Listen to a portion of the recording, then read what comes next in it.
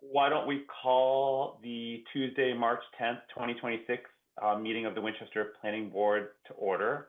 I'll start by going over the agenda, and then after the agenda, we'll be doing a roll call vote to move into a public hearing, which is the first order of business. So the first order of business will be a public hearing for consideration of zoning amendment to the Winchester zoning bylaw regarding short-term rentals. After that, we have 4 ZBA petitions to consider. The first one, 119 Ridge Street, is one that we've seen before, and we may or may not choose to make any changes to that. And I've been informed that the last one, there's 25 Manchester Road, 233 High Street, and 540 to 542 Washington Street. I've been told that 542 Washington Street is being postponed, so we will not be considering that one tonight. Additional business, and then contrary to what says in the agenda, we only have 2 sets of minutes, as we all know, from February 3rd and February 10th. We do not yet have the February 24th and 27th set of minutes. So that is the agenda at a quick overview. I should say for the record that before we go that John Cortizis is not available, so there's only 4 of us tonight. And with that, I would welcome a motion to move into a public hearing regarding the zoning amendment to short-term rentals. So moved. Second. Roll call. So it's hard to see. I've forgotten how hard Zoom actually is. Nick. Aye. Carrie. Aye. Jack. Aye. Chair votes aye. The vote is unanimous, and that was 4-0. Everything is going to be some number of 4 votes tonight for any vote we take. And that brings us to start of the public hearing. We are in this public hearing tonight to discuss a potential proposed amendment to the Winchester zoning bylaw to permit or not permit or regulate short-term rentals.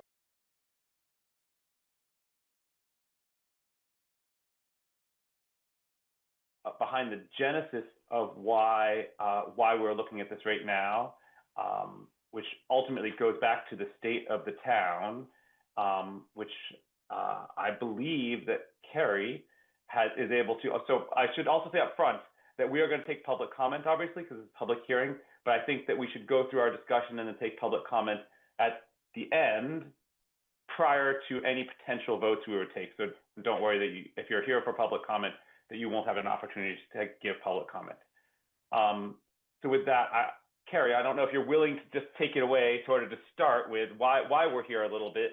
Yeah, I'm happy to. It's a rehash of a presentation that we've given before, so I'm happy to give the cursory background and I don't know if everyone can hear the dog losing it, but I'm happy to run through the slides. Thank you. Sure. Okay, so during the course of the state of the town and looking for additional revenue streams that the town could tap into, the select board picked up on the fact that there's an opportunity to collect local taxes from short-term rentals. So we'll keep calling them short-term rentals, but these are Airbnbs and VRBOs that I'm sure we all have used. And so this is a revenue stream that the state of the town was looking at. And the planning board, so the tension point that immediately occurred to me is that we don't specifically regulate them. They're kind of like understood that we don't have them or many, or we don't permit them, but the only place in the bylaw that we specifically prohibit them is we addressed it when we did the accessory dwelling unit bylaw. And so the reason that so there are some that are existing and operating in town, and the way that they came on the radar of the select board is that when somebody sets up their home as a short-term rental, we can go to the next slide. Through Airbnb or VRBO or whatever the platform is, they have to register the operation with the Mass Department of Revenue, the tax people. And so there's a registry that lists everybody by location that has registered with them in the state, and there's a state tax that gets collected through Airbnb and distributed to the state. And so the operators list their properties there. On the next slide, I sort of went through and and kind of copied to give you a sense of sort of like how many folks are we talking about. There are 32 properties that are currently registered in Winchester. They're registered under mostly short-term rentals. We have 3 that are bed and breakfasts. We have a lodging house and a motel on Brookside Ave. And the definitions are to the left, but we mainly want to think about short-term rentals, which is a property that doesn't meet another criteria, where there's at least one room or a unit that's rented out by an operator through advanced registration. So it's not sort of like, your daughter brings her friend home from college or whatever. It's, and it's through the advanced registration platform, so there has to be some sort of body administering that. Right now it's Airbnb, but sometimes that can happen at a town level if there's an abundance of them. It can include an apartment, it can be a house, it can be a cottage. Again, it could be a room, could be a condo, and it can't include anything that's rented out through at-will or month-to-month leases. So this does not overlap with folks who, rent it out for 3 months while they're away or something. And then so let's go down to the next slide. So the ones that we were quickly able to find, I was trying to get a sense of like how busy are these properties. So I hopped on Airbnb and VRBO to get a sense of sort of what's the cost range. So you can see there that there are a handful of them. The minimum durations vary slightly. We see them across property types. We've got one that's an entire house. We've got a few that are a room, just one room within a home. We have a couple that are entire apartment and condos. You can see the average cost. The revenue from Massachusetts for, I think, fiscal year 25 would yield the town about $12,000 to $14,000 if we had captured a local tax. And so if you go down to the next slide, so the state collects its own tax. They collect a room occupancy tax of 5.7%. And then the towns have the opportunity to create a local room occupancy excise tax. So the state would collect it, and then that money, we would basically like fill out a form. We would, the select board would sort of vote, yes, we want to tax short-term rentals.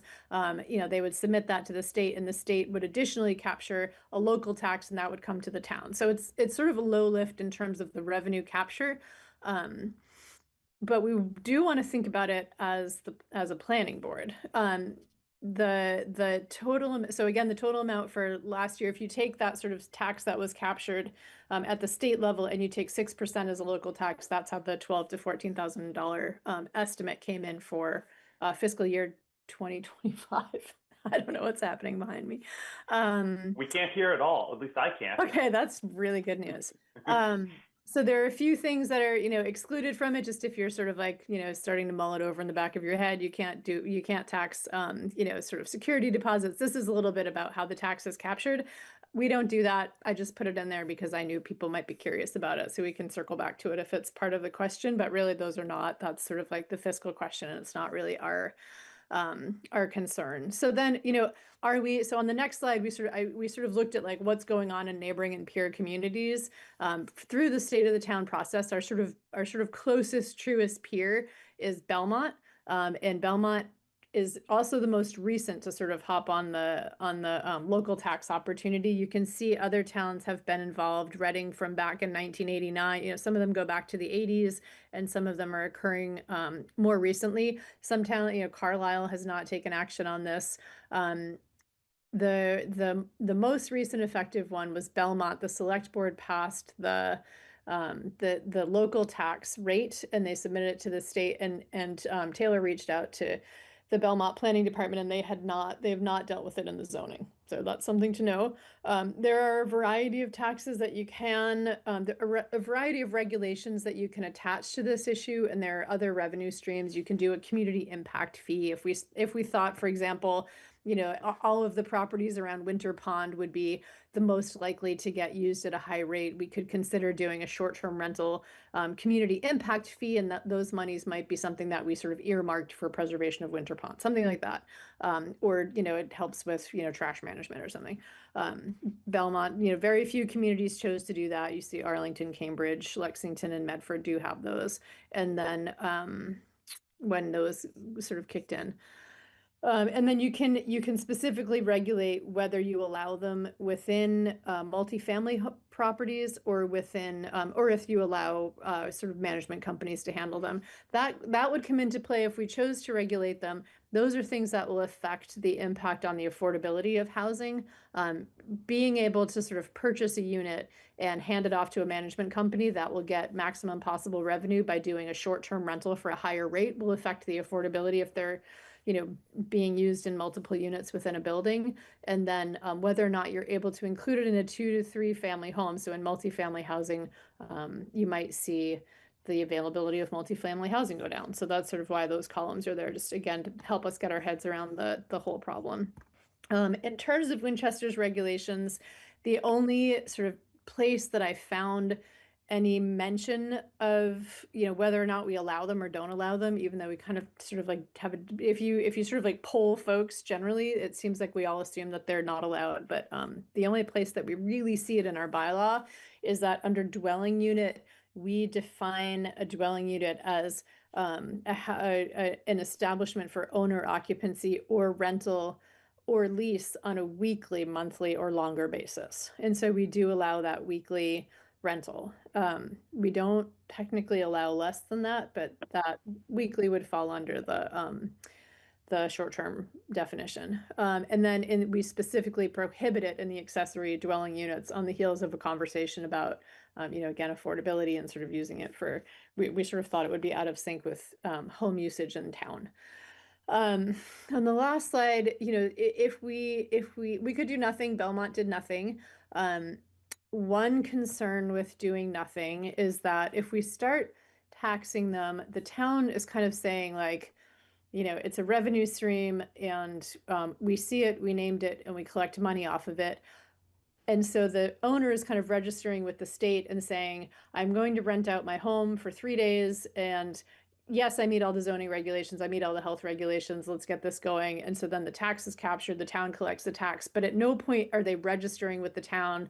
And at no point are sort of like, the town's kind of not involved, which is like fine until it's not. And so our sort of dilemma is like, if we take it on, if we prohibit them, we bring ourselves into sync with the ADU bylaw, and we take the regulatory burden off of the planning department while we sort of like, sort of assess the issue or wait to see if demand grows for them. But it does put, this handful, however many people are using their homes right now for short-term rentals. And it makes it a little awkward to capture a tax on something we're prohibiting. So there's some things to work out there.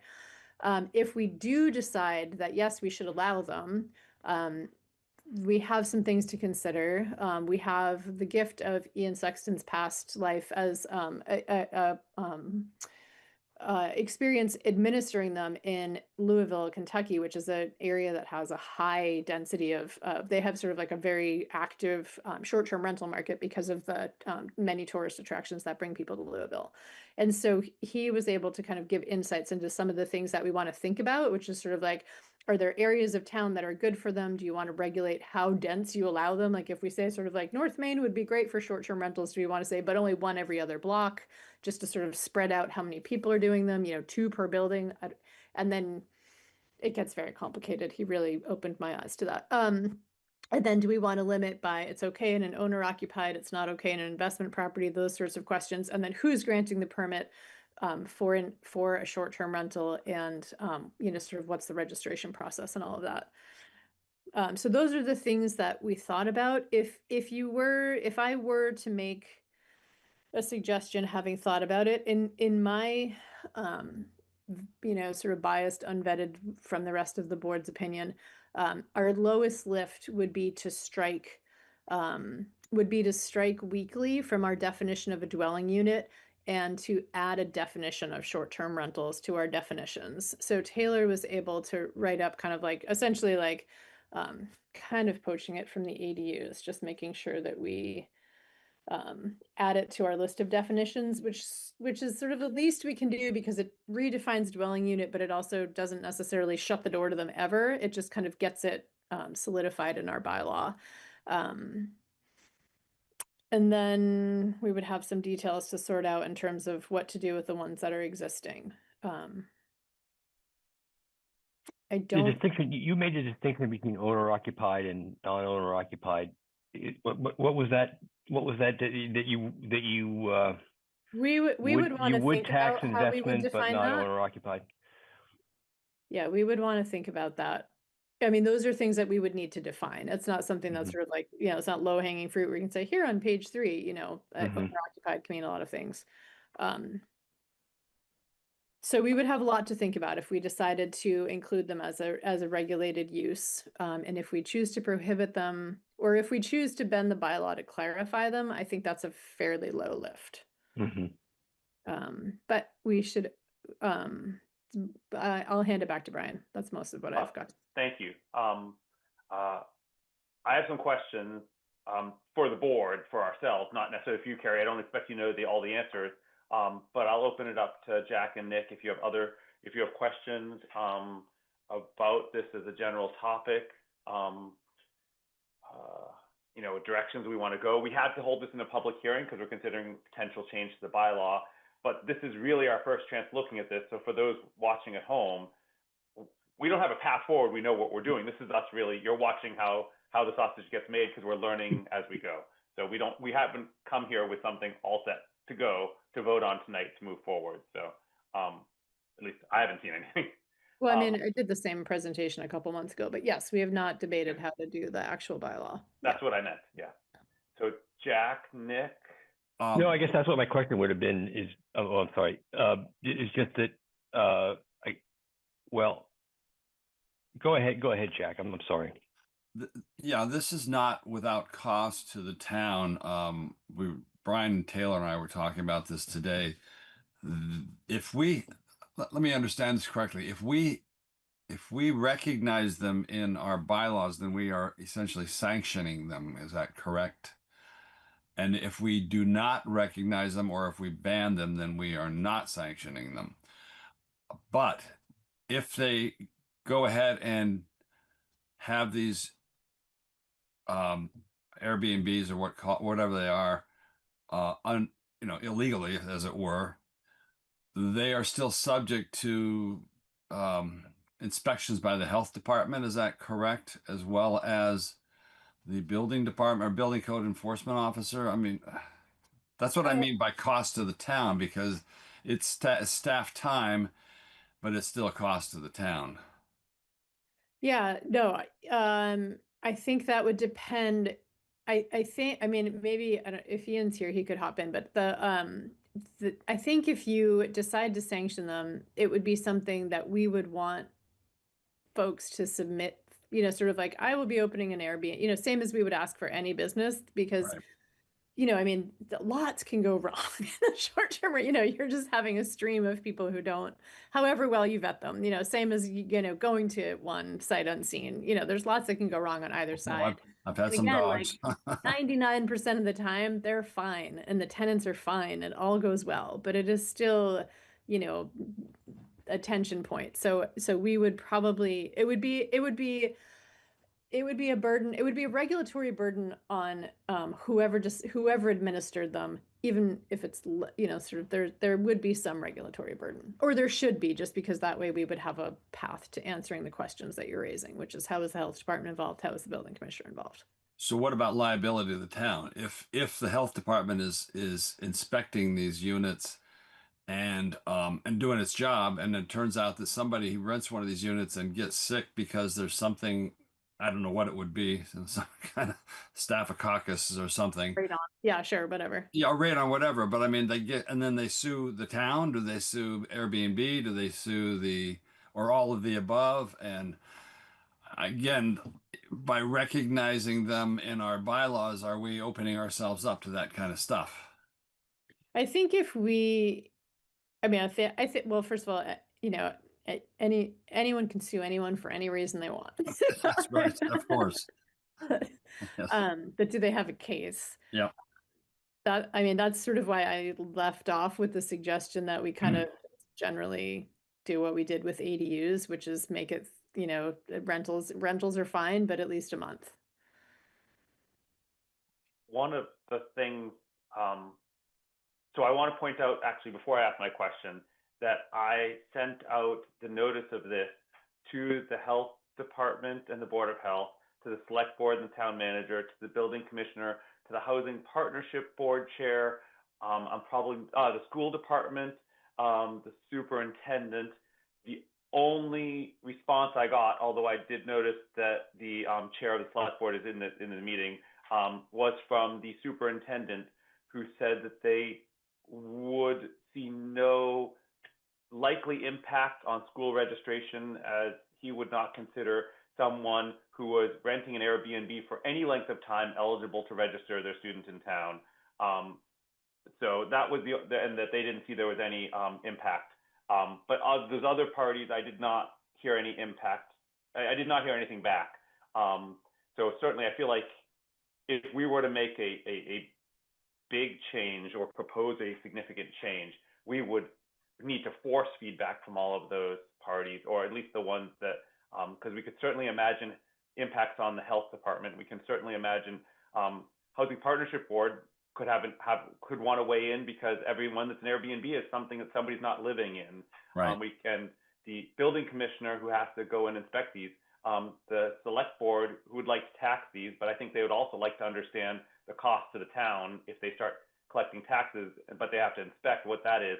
What I wanted to observe was that in other towns, a friend to the board shared a document to me with other towns that have both a bylaw in the zoning bylaw, but then also have a general bylaw on short-term rentals. So this is, if we were to, our purview is in the zoning bylaw, say it's zoned, what it is, whether it's allowed or not. But this is a two-pronged approach. There would also, I think, need to be a general bylaw of how they're things that aren't generally in the zoning bylaw, how they're inspected. That probably is not in the zoning of, physically it has to be this big, this is who's responsible, so forth and so on. And then the general bylaw is going to have to say a lot more. So a long way of saying, this is the opening of this. I feel like I don't know nearly enough to do almost anything. Although, as you did mention, Carrie, I wouldn't be particularly uncomfortable to just say a dwelling unit is something that somebody lives in a month as opposed to a week. And that's simply saying that somebody's renting an Airbnb for 2 days is not falling under the definition of a dwelling unit under that auspices, I guess. Right. That's not the right word, but you know what I mean. So I don't have a good direction of which to go, other than this is something that we know that the select board is considering a warrant article for collecting the tax on these Airbnbs. So to some extent, I think that they live. We'd have to think about this, and I think you could argue either side of this, but I don't know if they're. I think I go back and forth on whether or not, like, if they happen, or maybe we grandfather in the exist, or like, I don't know how we manage the ones that exist, but the revenue is almost a little separate. If we prohibit them and they happen anyway, that's a little weird. I don't know if we can't, if the state's getting money from it, why wouldn't the town? Like, defining what the tax on a short-term rental would be, to me, is almost a separate issue than making sure that our bylaw covers our butt if something happens and people go back and say, no, but they are allowed. I mean, right now we could knock them all out because technically our definition of dwelling unit is a week, and all of those were renting for a minimum of less than 7 days. So I imagine we would reduce usage of them, if not eliminate a few of those, just by saying the minimum has to be 7 days. Particularly the taxing of this sort of thing is a separate issue than the regulations. I had a client that was an online wine retailer that sold in most states, and regardless of whether they were able to pass all of the hurdles of being able to sell wine online in that particular state, they were paying taxes. That's funny. Yeah. And you do hear it as well. Well, I don't know how it works with the where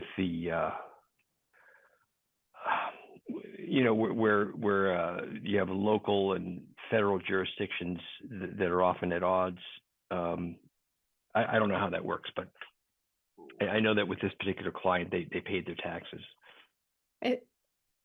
I always try to go, like, I think we kind of started from the weeds and we're trying to like back up to big picture. And I think one of the things that we might want to make sure we discuss is whether or not short-term rentals sort of are appropriate for the town. I mean, that's something we'll get feedback on from everybody, but sort of like, we are the planning board. So like, I mean, is that a good use? We sort of set the use tables. Like, is that a good use of property in Winchester where, again, I can argue either side. We have these cool natural features. We're really close to Boston. It's a nice place to be with a family if you're trying to see Boston. Like, I see the appeal of them, but also we are a bedroom community. We know our neighbors. We, are trying to foster kind of a town that, has those longer term relationships and, builds community. And I don't know if we're the right,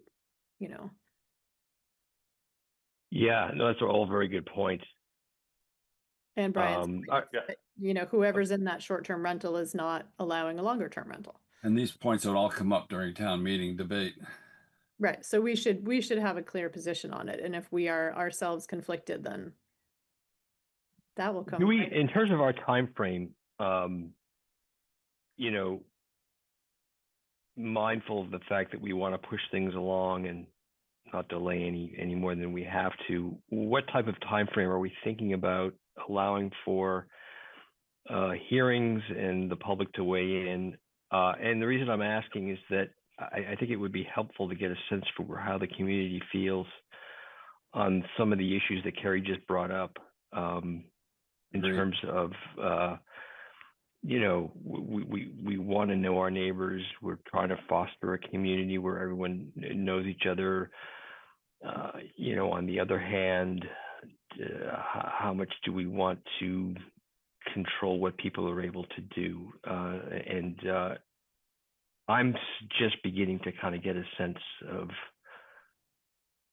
I mean, I'd still like to hear some comments and whatnot.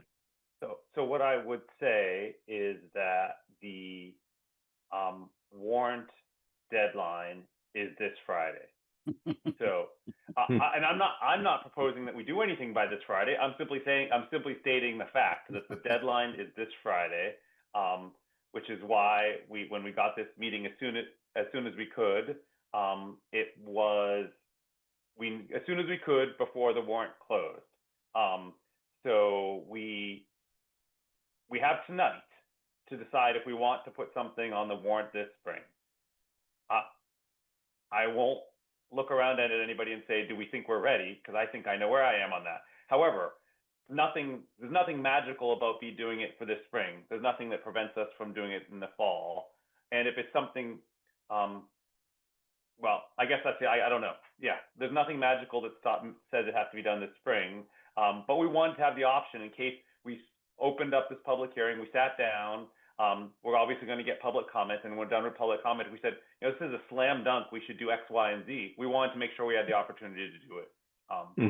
So, and again, the time point is because the select board would like to capture the revenue. So we will be essentially creating a path to legitimacy so we could submit a bylaw and then get feedback. And if it's looking like we have to take it in a different direction, we could indefinitely postpone to the fall. Yeah. And just so I understand, is there a path for them to collect revenue without us? Belmont did nothing. Yep. Belmont's doing that. Okay. Belmont did nothing, but Belmont's select board is collecting revenue. Yeah, per your wine merchant, even if they're not registered in the state's going to get its pound of flesh. Right. Yeah, exactly. I mean, again, they're kind of in parallel. So even if we kind of gently clean up our bylaw and the select board names, this is a 6% local tax. If you find money, it's ours. They're not in conflict, but if a tension point comes up, at least we each have our clear. Yeah. Yeah, and I would assume that I would assume the tax would be collected starting when the new fiscal year. Excuse me. I'm sure Michelle can answer that when we finally give her the floor. I will certainly, we will ask her that, and as select board chair, we can actually hopefully ask her questions, unless she's not required to. I think we should keep guessing about what she'll say for another half hour. She's probably sitting there saying, wait. So I have some. It feels. I hate doing something when I feel rushed. I mean, I brought it up over the summer, but I do understand that. No. I know been you kinda brought it up over busy. the summer. We also I brought know. up changing the I pre-existing know. non-conforming. I never got to there either. You're I'm at just least thinking about on the the ball, and I'm fall. not. In the fall, we're going to update site plan review. We will potentially, fall will be too soon for results of the bylaw audit. We will have your 7.3. It fall's getting to be kind of a late night, Jack. You better take up coffee if you've given it up. Okay.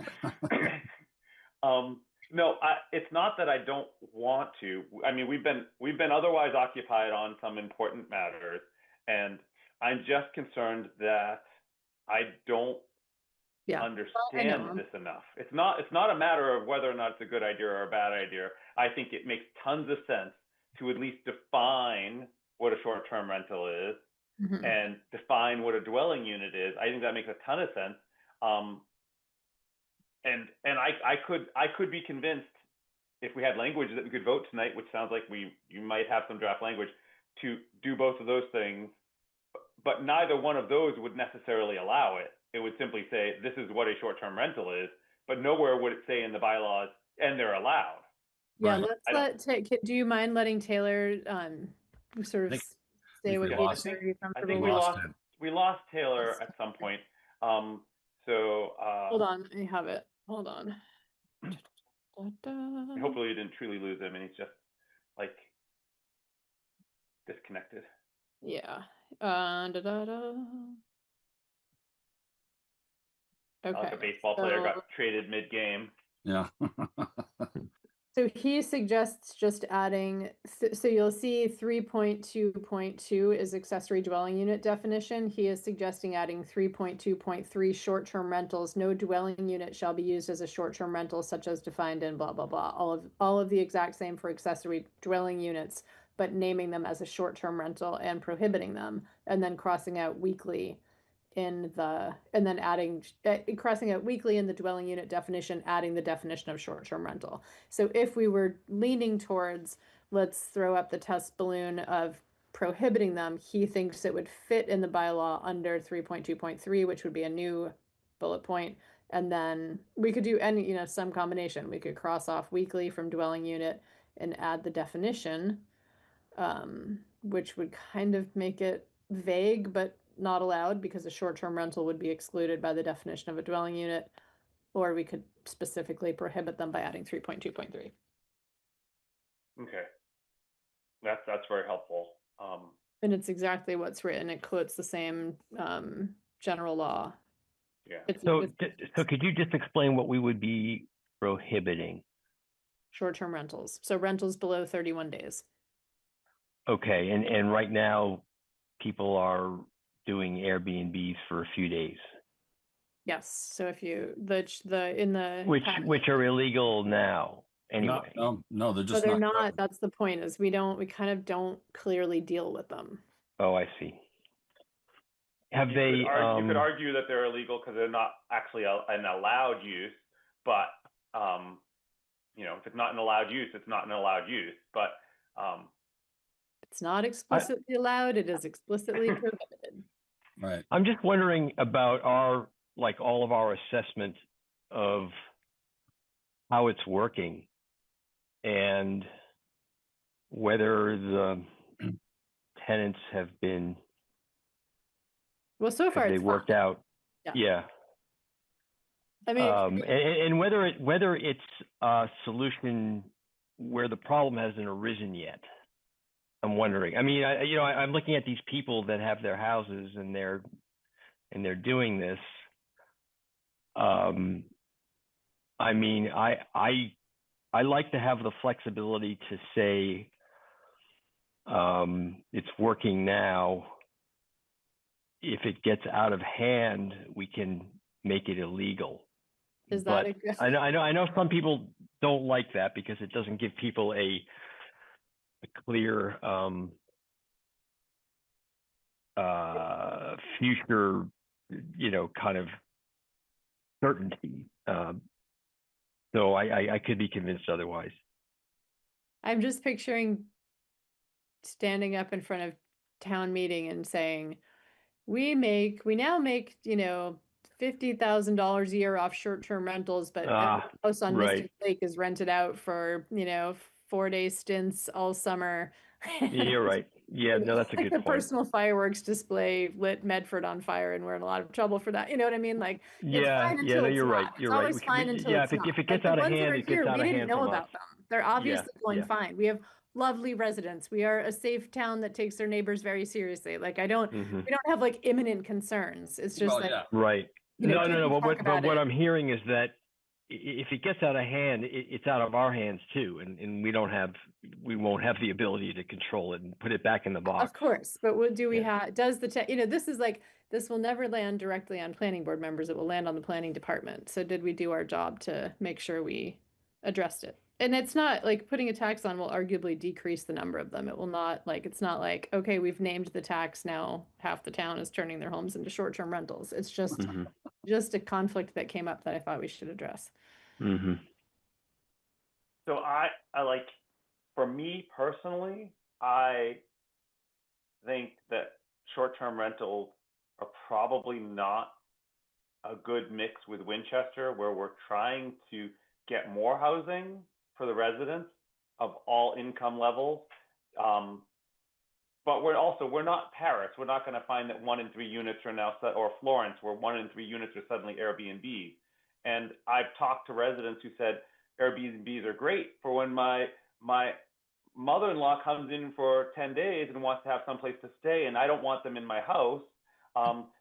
So I can see both sides. We don't have a lot of them right now, so I have a hard time wanting to prohibit that. On the other hand, if I were forced to make a decision, I would probably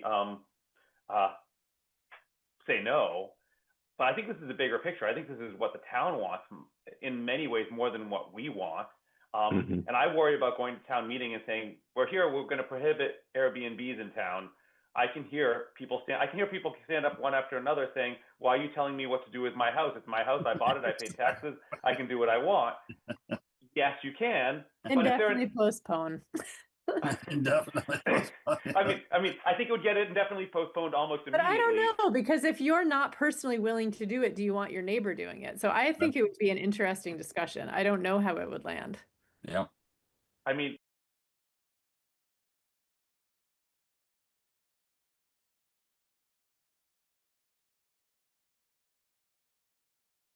proliferate, it's not going to change at all. So if the select board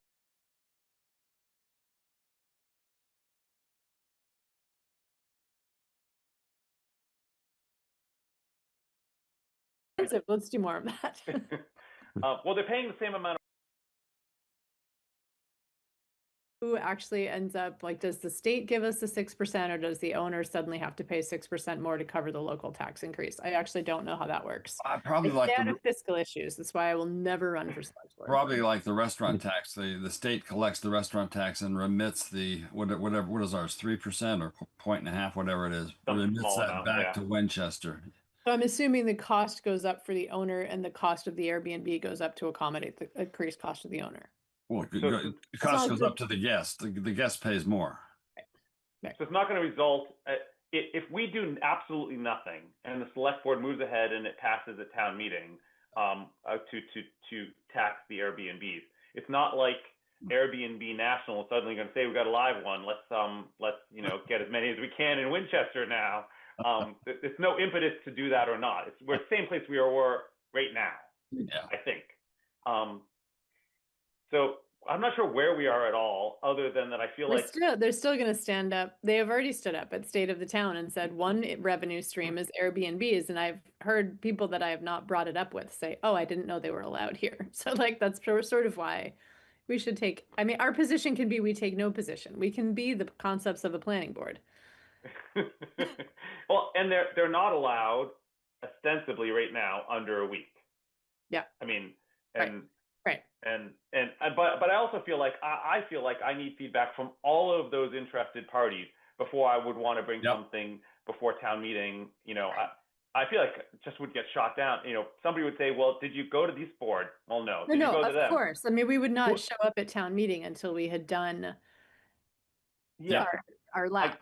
I guess what I'm saying is that the deadline on Friday is actually, unlike other warrant articles, it's a hard deadline to have the final language for us. Yeah. Whereas other people can just put, you know, we're going to change, you know, even the select board article probably can just say to tax Airbnbs, and then they can spend the next month working out the exact language. But this is pretty simple. I mean, this language we already have in the, this isn't, I think our bylaw anxiety comes from adding section upon section of like, this is pretty straight. We already have it as the ADU language. So it's the issue that we need people to weigh in on. Yes. Language. Yeah. Pretty straight. So Carrie, you're feeling pretty comfortable about this language? I mean, it's we took it from the ADU bylaw. Like we, you know, can someone kind of read it to the board again? Oh, Taylor, Taylor's back on, by the way. If you are able to post the language, Carrie read the language that could be the modification of the bylaw, and if you are able to put that up, that would be helpful. And is it it's not in our packet, is it? It's not. No, it wasn't in the packet. Okay. No, not. I hadn't seen it. Okay. I hadn't seen it. It's essentially the same as accessory dwelling unit, except it changes ADUs may not to no dwelling unit shall be. And that's the same, used as a short-term rental as such term is defined in MGL, blah, blah, blah, otherwise rented for the period shorter than. So the family that comes in for the weekend is not going to like it, but you know, and wants to rent I agree. We use Airbnbs all the time. I kind of prefer them to hotels at this point because the layout is so nice. But let's see. Okay. Thank you, Taylor. So make that bigger. Underline to be added. There we go. Okay. So it's adding 3.2.3 as a brand new subsection. Right. It's that simple, huh? And then dwelling unit simply strikes the word weekly, and then it defines what a short-term rental is. I mean, frankly, the next question after this is what do we do about enforcement? And if we kind of do nothing about enforcement, we have this as a legal catch-all, you know, and we just wait and see. Like, well, when would we be enforcing, and what would we be enforcing? Would it be a neighbor ratting out a neighbor for doing? That doesn't sound nice. No, but I'm sure it happens. But yeah. Or it doesn't because it's not an, you know, I mean, it's if you know. It's an issue or not an issue, and if it's not an issue, then no one's ratting anybody out because no one cares. Yeah. I don't know. Let's take comment. Let's hear. Yeah, let's I agree. I'd like to hear comment, and honestly, although I don't know that she wants to speak, I would love to hear from. So we're going to move on to public comment. Not going to limit the time length of public comment. We don't have that many people here, and I know many of you are here actually for some of the ZBA petitions. But if you could raise your digital hand if you'd like to speak at public comment, we will elevate you. Please state, upon elevation, please state your name and address, and we'd love to hear from you. But if you raise your digital hand and you're not required to, Michelle, you're not required to at all. There she did it.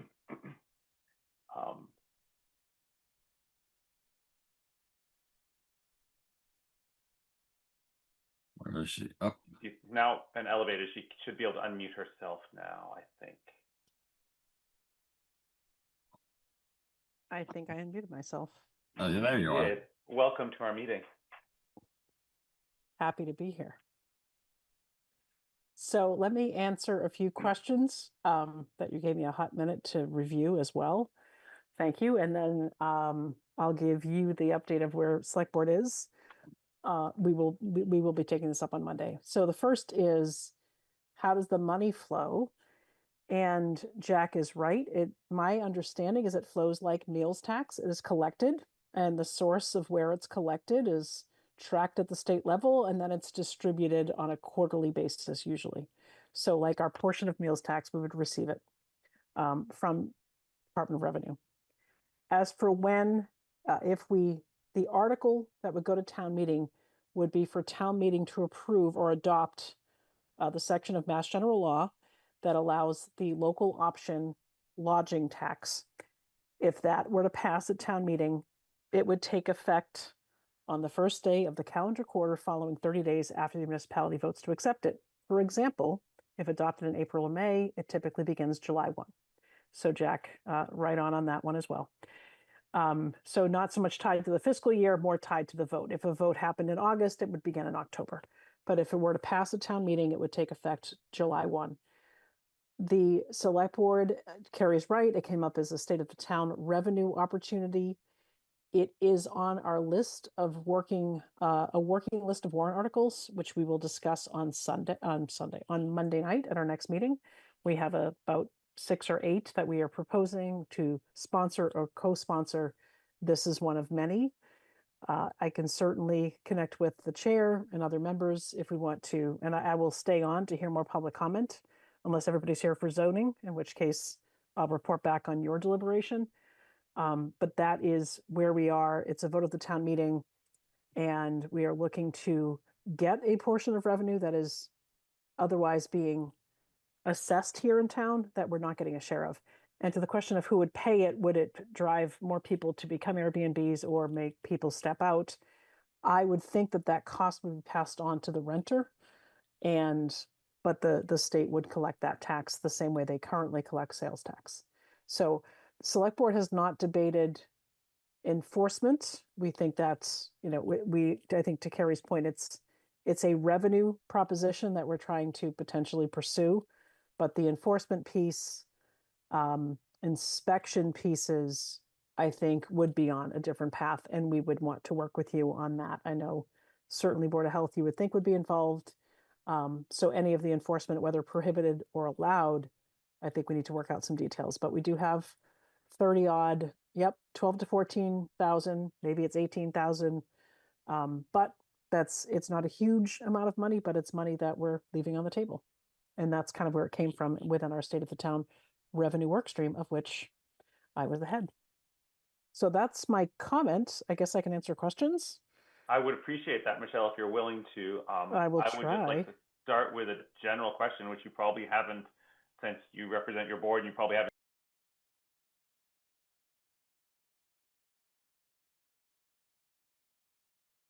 Regardless of what we do, would you move ahead or not move ahead, regardless with what we do? Like, is it unrelated, decoupled from us?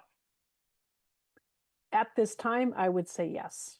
We will debate on Monday if, for those who are watching or may hear back, if we want to be in lockstep with the planning board or if we want to stay on our own path. But right now, we're pursuing it on our own, with all due respect for the planning board and your purview. But I think, and I'm going to stick on and see where you come out tonight. If there's a firm point of view from the planning board, that may change the select board's deliberation, but we have not discussed it since our last meeting on last week. Okay, that's helpful. And just to be fair, you will not be discussing this until our deadline has come and gone to actually have submitted something to the warrant. So, die will be cast by the time you meet next week, whether we've done this or not. There won't be us. We can undo what we've done, but we can't do something we haven't done, if that makes any sense. Correct. Other questions for Michelle as Select Board Chair? Seeing none. Michelle, thank you for coming to our meeting tonight. I know you have other meetings you could have attended. Thank you for choosing the planning board. And thank you for flying Delta. You're very welcome. That was my goal. So with that, are there other members of the public who are interested in giving public comment on this topic? Seeing none. Does anybody else see any? Nope. Seeing none, I will close public comments and we'll return to our discussion, deliberation, debate. I guess an argument could be made that if we put something forward, roughly as described, it is then available to be struck. However, I don't know for sure if once we put it forward, it's now in, it's going to be something that we have to withdraw, and it's going to be on the record, even though we don't, we decide on Tuesday we don't want it. And actually, we're not going to meet probably for 3 weeks. It's there. So I don't know what people think. And the other question I have is, with only 4 of us, do we need 3 I think we need 3. We need a majority to move forward, or do we need a majority of the body to put something on? I'm always a little vague on that. Either way, it's 3. 3. If somebody abstains, would 2 to 1 with an abstention move it forward? I don't know. But as long as no one abstains, we're good. Well, my own personal view is to postpone any action until the fall. I think it would be remiss of us, and the point was already made, to come to town meeting in the spring without having aired this to other bodies such as the Board of Health, et cetera. As we said before, I think we need to have a lot more dialogue to make sure that everything is covered. We're not, there may be things,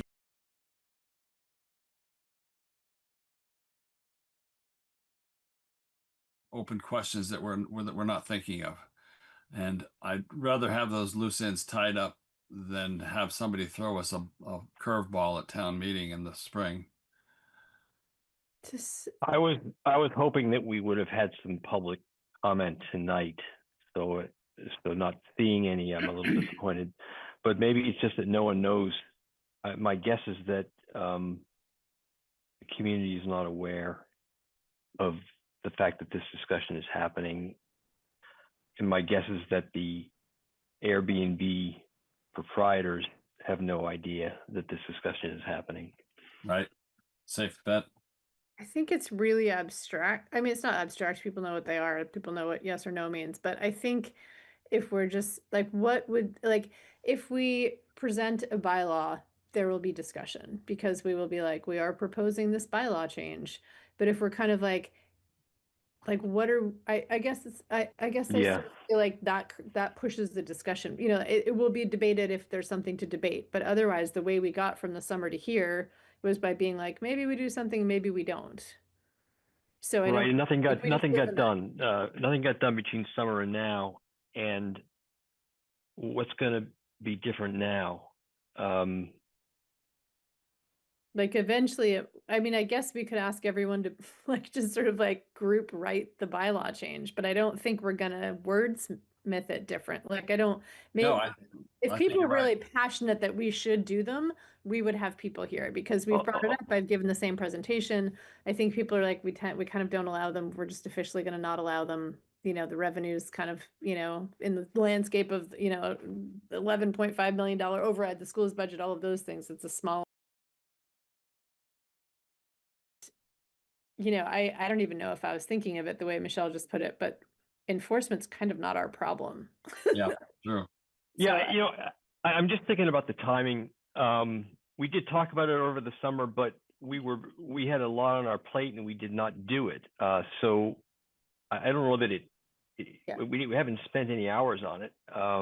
There's always a chance. Yeah. You spent time. We have, as a board, we haven't had a public hearing. I think this is the first time.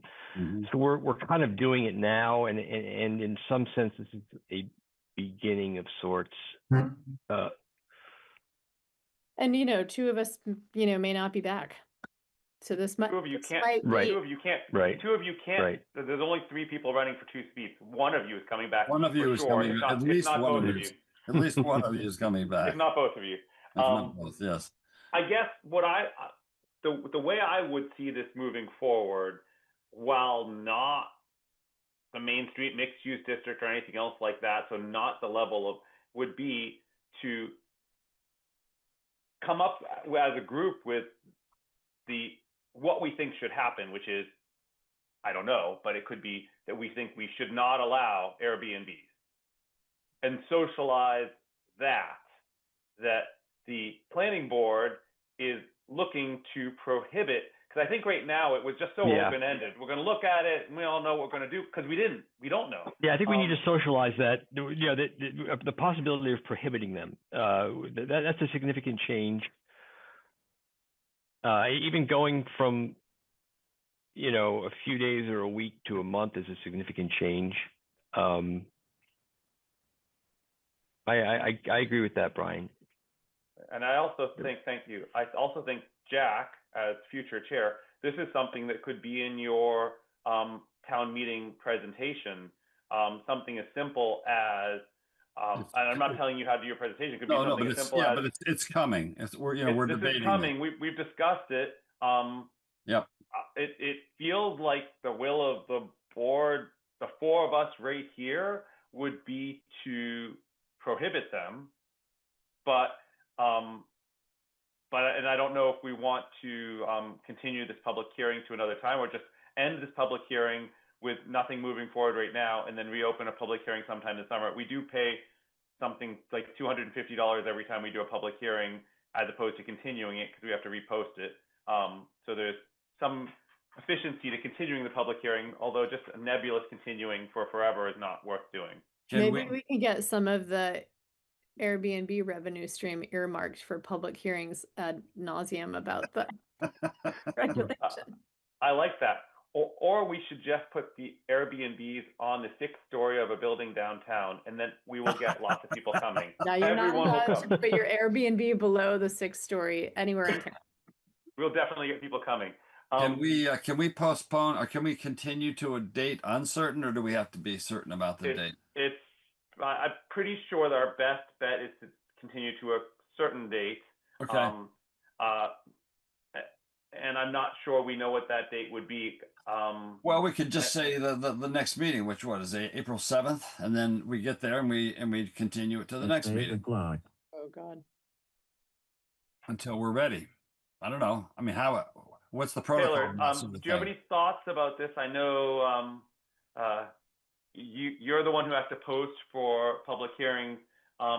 Would you prefer to continue it, or would you think we'd be better off closing the public hearing and then this summer, when we're ready, reopening a public hearing, maybe with something more definitive for people to consider than what we sort of came tonight with? Well, how confident are you that you're going to discuss this next month? Not. You mean just close it and we'll reopen it. All right. And we'll do it. We'll make a bigger deal out of the posting too. Yeah. And I think by mentioning it at town meeting, we will at least raise awareness to some degree. Yeah. Yeah, that's a good point. I hope. That's a good way of getting it out there. Carrie, I guess you've made kind of an investment in time in this, and I can give the presentation a 3rd time in the fall if I'm back, if I'm reelected. I'm happy to do it, but I'm trying to picture what we're welcome to it. Are we anticipating like a huge showing in support of them? Like, is that I don't know. I just don't know. I think there's going to be the libertarians, don't mess with my house, I can do whatever I want. There's going to be the people who I think we should never allow anybody to rent in our town. It should all be only single family home occupier, and everything in between. And we just have had none of that feedback. It's not like and maybe it would have been shifted one way or the other, but by having none of the feedback, I feel like I don't have any sense of what the Housing Partnership Board thinks or what the select board thinks, for instance. I mean, Well- and yes, we could move this forward and then bring it to the select board, but I just picture going to them next week and them saying, well, what is housing, what have you gone to all these things? And yes, we would do them between now and town meeting, but we haven't done them yet. Yeah. That's my concern, is just, I'd rather put forward something to town meeting that we've gone through those steps. I was really hoping more people would show up for that tonight, but I'm happy we have a lot of people here for the ZBA petitions, which are coming up very shortly. Thank you very much. Yeah, we should probably get to those. So Yeah. would Sounds you like good. a motion to close the public hearing? Yes. So moved. Second, Let's do a roll call vote on that. Nick, Aye. Terry, aye. Jack, Aye. the chair votes aye. The vote is unanimous 4-0, and that ends the public hearing. And now I'm going to try to find the agenda, which I had open, but then I think I closed it because I was trying to find something else. Give me 2 seconds. My Word packet. That brings us back. You were faster than I was. Thank you, Taylor. That brings us back to the regular business. We have 4 ZBA petitions. As I said, Z26-4, the last of them, has been requested to postpone, so we won't be covering that. So I guess we'll start. I'd start with 119 Ridge Street, if there's anyone here for 119 Ridge Street. And if anybody, I'm not sure if anybody's going to be here for 119 Ridge Street because this is a resubmission. If there's no one here for it, I'd rather do it at the end and get people out of here. If you are here for 119 Ridge Street, would you raise your digital hands for me? So seeing none, with the permission of the board, I'd like to just skip over and help get people out of here as soon as possible. By all means. So let's move on to Z-26-2, which is for 25 Manchester Road. And Ian, I would love, as we often do, if you could kick off what we're looking at here. Sure. I'll just go ahead. Yeah, thank you. This is an application of Jim and Sarah Uziki with Guy Dixon for site plan approval under Winchester zoning bylaws sections 9515. Site plan approval. The petitioners propose an addition that will exceed the allowed gross floor area, 6,893 square feet, where 5,000 square feet is allowed, requiring site plan approval as it applies to premises known as 25 Manchester Road, Winchester. Thank you, Ian. I see that the applicant is here. Would we like to let the applicant describe what they're doing to start with, and Yes, then we can go from there? Yes, So please. I see you raise your hand. I'm terribly afraid I'm going to mess up your name. I'm not going to say it, but if you unmute yourself, and if you could state your name there and we go. address Sorry. for the record. Sorry, Thank you very much. Yeah, hi. Good evening. I'm Oğuz Yazıcı. It's a Turkish name. People Okay. just call me Jim to make it easy. And Okay. this is my wife Sarah. Perfect. Hello. Hi. So if you want to just explain what you're Yes. proposing to do, it course. saves a lot of time having you here as opposed to us guessing what you're doing Sure. from the plans and whatnot. So thank you. Sure. Thank you for whatever you're doing. That's sounds really difficult, to be honest, for me. But what you just discussed, a little challenging for me. But anyway, let me just get to the point.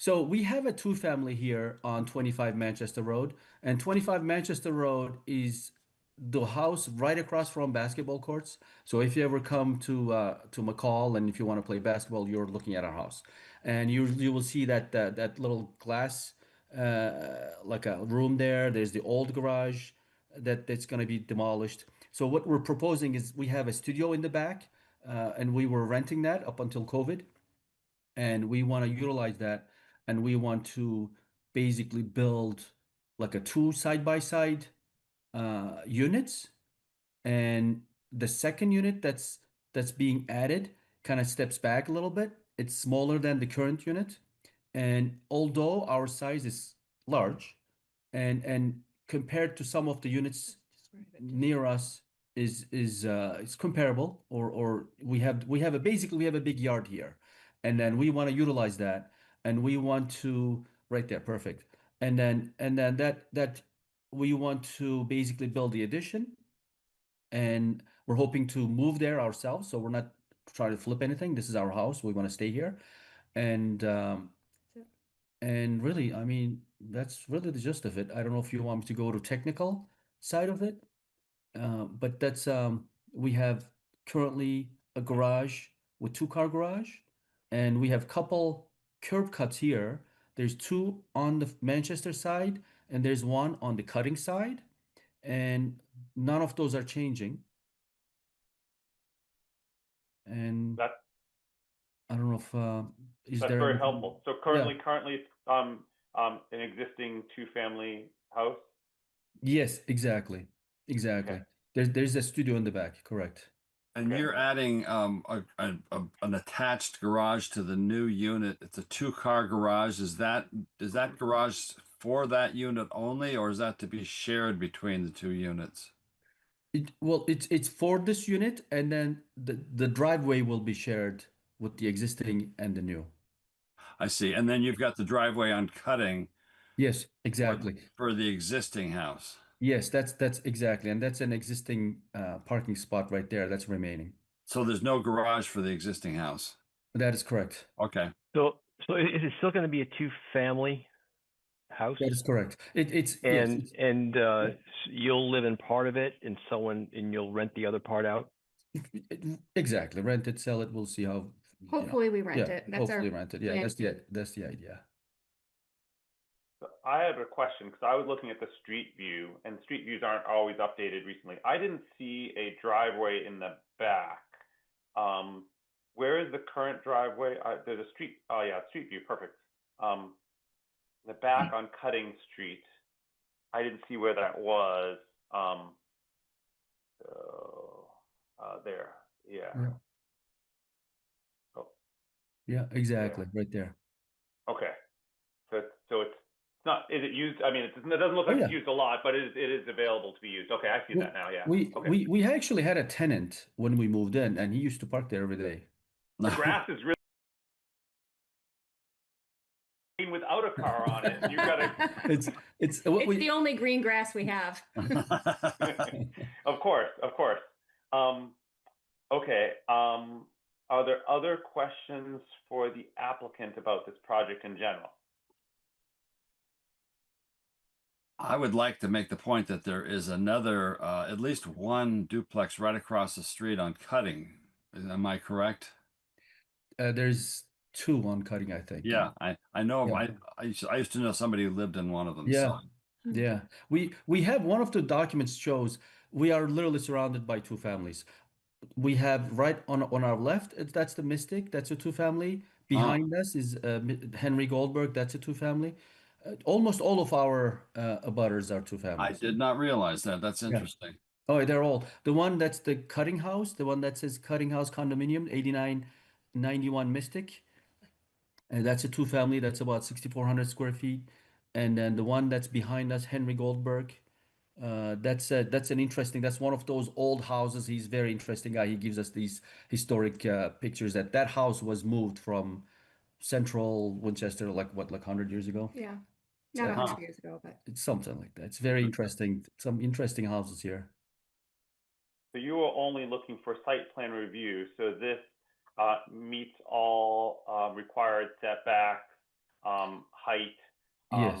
limits. So it's you're only here because of the size of Correct. the entire structure. Yes.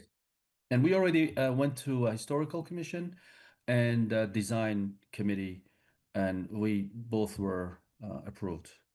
Okay. So as you know how it works, we are advisory to the ZBA as of For those sure. bodies. So we'll give them a recommendation. Okay. course. I have a question for Taylor. Do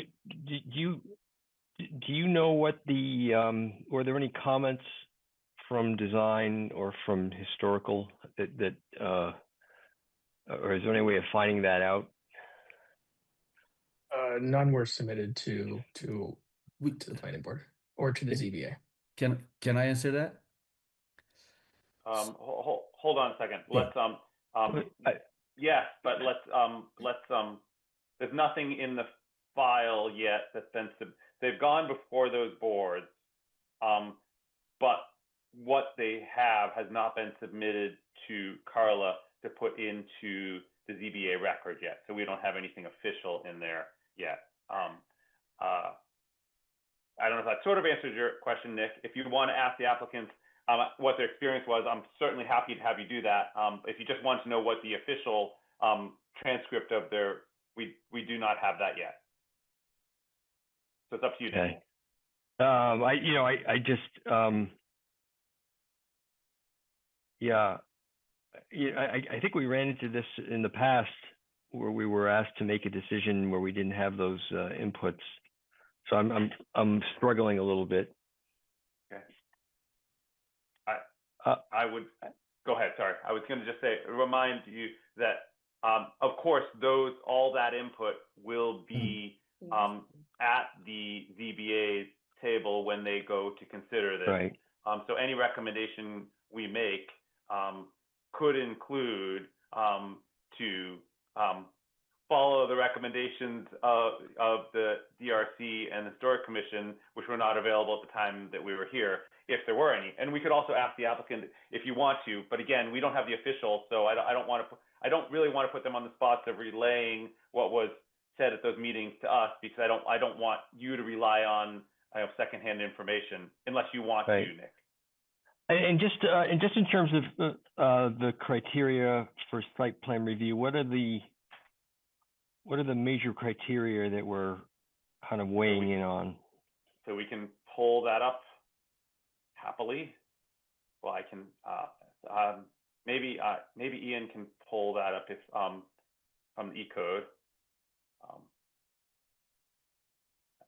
Everything's a little bit slower when I'm trying to do it at the same time, but I can. It's 995 and okay, I've got it. I don't know if he's faster than I am. There are the criteria that we can consider. If you want to go through each one of them individually, I have a question. I do have a question for the applicant about: are any trees being removed from during the process of this? If you're able. Yes. Three trees will be removed, and about a dozen of them will be added. So we're adding. So there are three right in front of that little glass room, and those have to be removed. And then we're adding a rain garden, and that's part of the stormwater design. And that will be near the garage or near driveway. And then we're also adding arborvitae along our neighbors, so to keep the privacy. One of them actually requested it, and we're adding these arborvitaes. And we're adding those trees, the three trees that we're cutting to the front, and the shrubs and stuff like that. We have a landscaping plan. I don't know if was in your. I can show it to you if you don't have it. Yeah, we should have it. Yeah. There's significantly mature trees, right? One is to the right. If you're looking at it from the street, one is to the right. It's very large. No, not the large ones. Okay, so are you looking at the Google Street View? Yes, we do have a landscaping plan. Yeah, the large trees are staying. That we're not touching those. We have a rhododendron. I think. Oh, okay. So you're counting the rhododendron as one of the trees to be removed. No, I mean when we first moved here, we removed like 2 trees, but that was years ago because they were literally falling apart, and we cut those. But with this, we're not. Yeah, there we go. That's existing. So that's I think that's the one we want to look at first. The existing. Yeah. At the front, right there, there's like the 3 circles. That's it. Yes.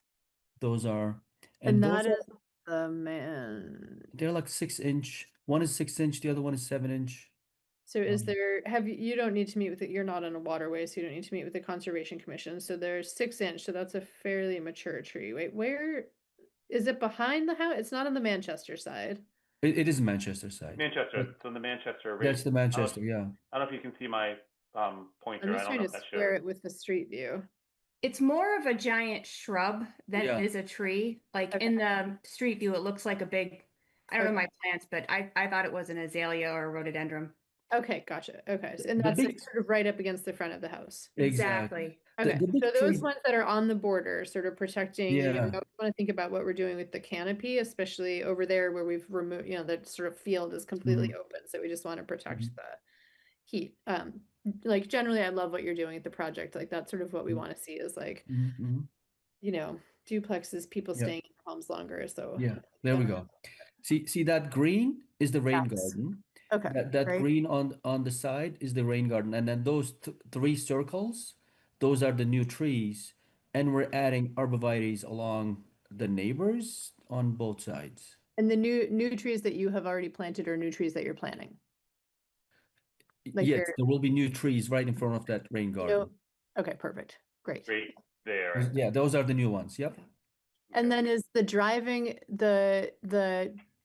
it's an asphalt driveway. Is there an option to do something that's a little more pervious, like pavers or something like that, or are you wed to the asphalt? We are looking at what the stormwater requirements are, Uh-huh. and we're planning to follow those. We think we'll end up with some permeable paving Yeah. as a part of the driveway. Okay, great. Even if it's not required, it's nice to Sure, sort of help sure. absorb. I think the walkway, They don't see it, so yeah, this one, yeah, I'm pointing. The walkway, It's that walkway? yeah, yeah. Okay. Yeah, I think the walkway and then the sort of the apron of the driveway is planned right now to be permeable based on where we think our stormwater calcs are. Right. Okay, great. I mean, And there's a stormwater infiltration right where your cursor was a minute ago. Right over here, some. The Over here? circle closer to your right, like to the right of there's like a rectangle right above that. If you go Yeah, up, it's a white rectangle right. Oh, right there. There. This is Yeah. that's an Sorry. infiltration stormwater infiltration system.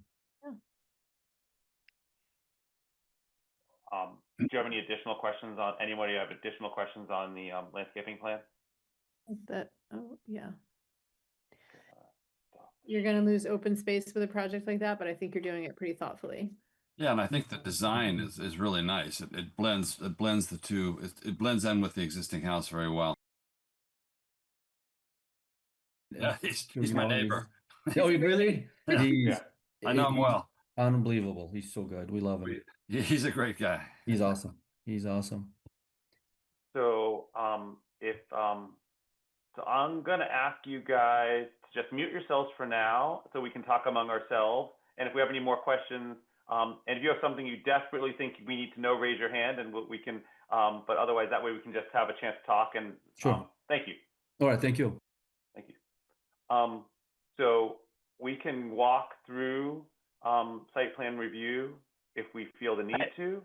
I don't think I need to take the time to do that. No, I don't. I don't want to belabor and draw out the process. It is big. It feels a little unwieldy, but I don't know that there's anything in the sections that we looked at on that page. I appreciate that Taylor showed it to us. We could look at it quickly. Do you want to see it again, did you say? No, I Okay. appreciate that he showed it to us and we were able to read it. Perfect. So I mean, it's a lot of cars on a street that's very, but they already had, it doesn't seem like it's an increase in number of residents at the place, right? I mean, it's a really dense area for school kids. Yeah, it is. Yeah, it is. I think it's a two-family to a two-family, and it's a bigger one. Honestly, I think it looks great. I worry about the trees. I got to, in case, Carrie, you don't come back, I need to be the Lorax for the committee. But I don't think they're doing a bad job with that. I mean, I think it's understandable that some trees are going to be lost. I would always encourage them to consider additional canopy trees, and I might even add that to any motion that we make, that they consider where else they could add additional canopy trees to their project. I Yeah, don't need a Permanent commitment. Street Tree is working on creating a list of like suggested trees, so they could check. We could put in a suggestion that they check in with them, or that they look for opportunities to plant natives. But I bet their landscaping person's on that. The only thing that I would like is for us to mention that even without missing the stormwater requirements, that extra pervious surface area is preferable to asphalt, just because of the heat effect and the general aesthetic, really. But other than that, I think it looks good. It's good use of the property. Are these all things, Jack, that you think you've heard what we've discussed, the things that you can add into the decision before we make a vote? So I would welcome a motion with sort of some of the discussion that we had incorporated into the write-up regarding whatever this address is again. I've lost my page again. Regarding 25 Manchester Road. 25 Manchester Road. I'd welcome a motion regarding that. I move that we recommend favorable action on the planned renovation of 25 Manchester Road on the based on the fact that it does not impact the neighborhood negatively. We would appreciate additional consideration of the use of pervious pavers in place of asphalt, and the choice of native species when possible for replacing lost greenery. Canopy trees. Canopy trees, yes. Thank you. Is there a second to that motion? I can second that, sure. Perfect. Any further discussion? Okay, roll call vote. Nick? Aye. Carrie? Aye. Jack? Aye. Chair votes aye. The vote is unanimous, 4-0. Thank you very much, guys, for coming tonight, and good luck with your project. Thank you. Look forward to seeing it get approved. Thank you. I appreciate it. Thank you very much. Thank you. All right. Good night. Good night. You're welcome. Bye-bye. With that, we will move on to Z2603, which is for 233 High Street.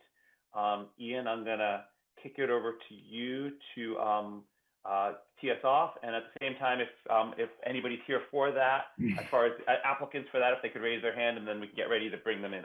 Perfect. So thank you. So Taylor, excuse me, Ian, if you could kick us off and tell us what we're looking at, that'd be helpful. Sure. Yeah, this is an application of Peter Murillo for special permit approval under Winchester zoning bylaws, section 3.5.7.3 and section 3.5.5. The petitioners propose a demolition and reconstruction that will not be located on the original footprint and will exceed the gross floor area of the original non-conforming structure, where the lot width is 104 and 120 is required, as it applies to the premises known as 233 High Street in Winchester, Mass. Thank you very much. We have the applicant, the applicant, and I believe that the applicant, is engineer, but if you could state who you are, and you can walk us through the project, that would be welcome. And I see you somewhere, but I can't see you. There you are. Good evening, Planning Board. I'm Jacob Murray from Waterfield Design Group. We're the civil engineer, landscape architect on the project. Also with me is Peter Merlillo, the homeowner and applicant. And as Ian kind of summed up well, we are presenting you a project to remove and replace an existing blighted single-family resident with a new single-family resident. We have to go before ZBA for a special permit because it's a non-conforming lot width. So the lot lines themselves are non-conforming for regards to lot width. They should be 120, but this was a lot that was created many years ago at 104. And as mentioned, the gross floor area of the proposed structure increases over the existing structure. Other than that, the proposed building meets all setbacks and other zoning requirements. And it is within Conservation Commission jurisdiction. We have gone before the Conservation Commission with a notice of intent.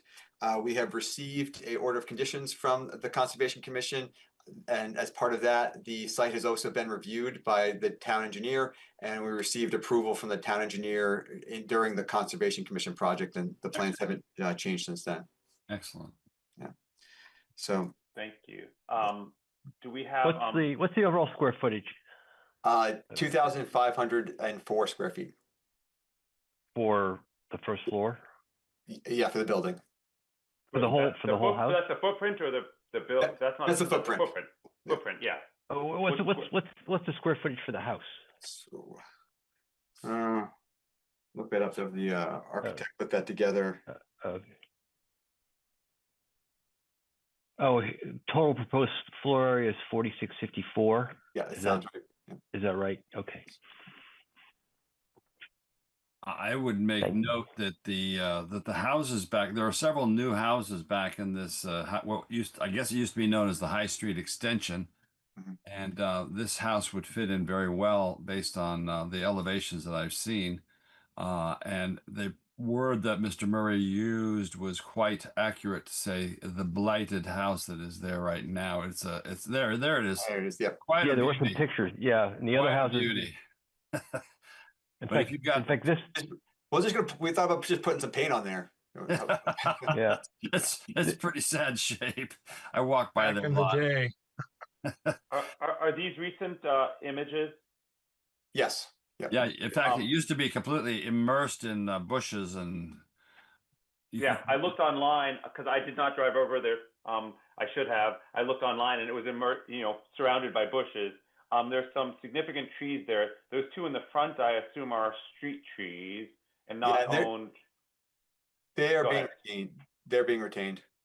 And then what about in the back? I mean, you just heard us talk about trees, so you knew this was coming. I see a significant tree directly behind the chimney, and I see a significant tree directly on the left behind there.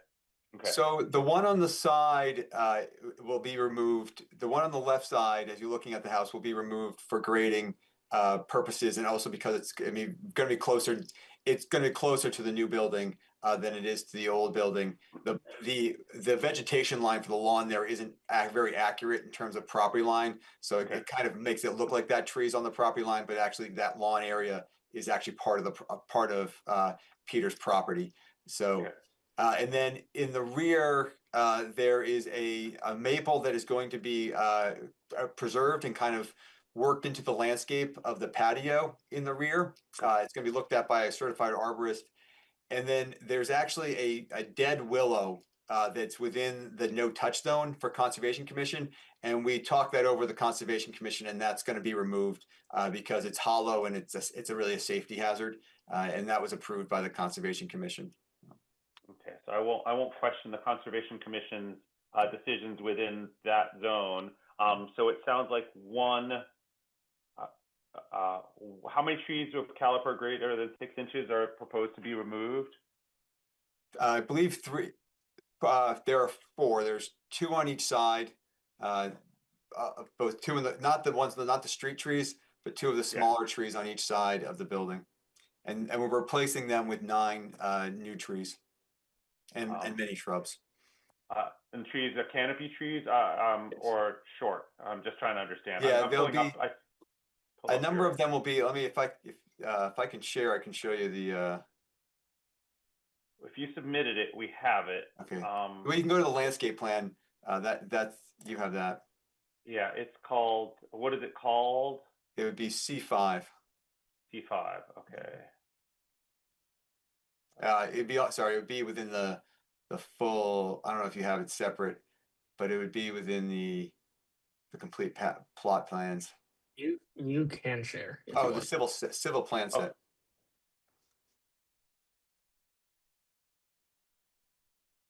There it is. Yep. Okay. Go to. You tell us what page is the best one to help C5, there you walk us go. through that. Yeah. So there'll be this canopy tree in the front, and then there'll be a number of arborvitaes on the side for screening purposes, and then the 2 street trees, as you mentioned, will remain. Okay.